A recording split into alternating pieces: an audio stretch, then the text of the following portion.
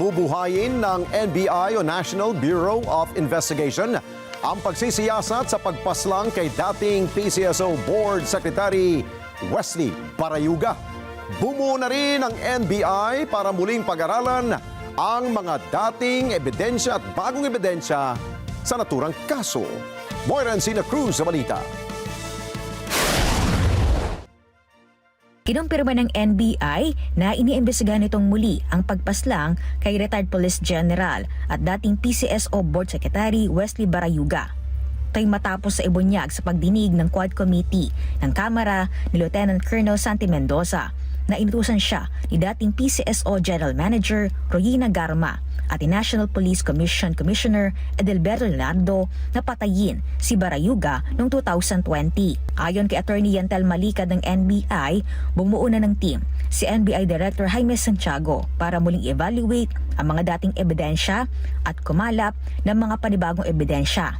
Documents we have gathered before will be evaluated and together with the pieces of evidence that will be gathered sa panibagong investigation po, and from there i-check po natin if there is a sufficient evidence to file a case against those who are involved in the killing po.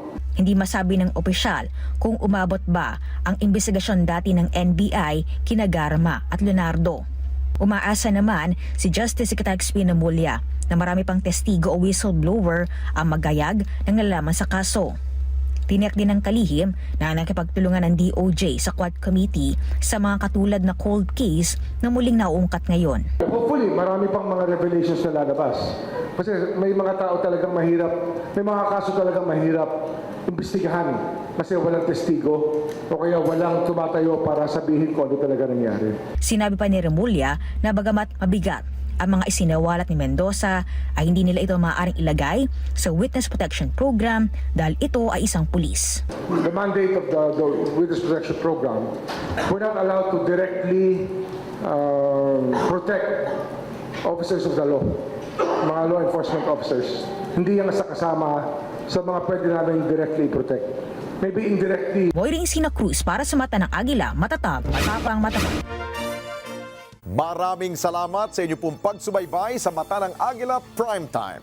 Para malaman ang matatag, matapang at matapat na mga balita, i-follow lamang at mag-subscribe sa @Net25 TV.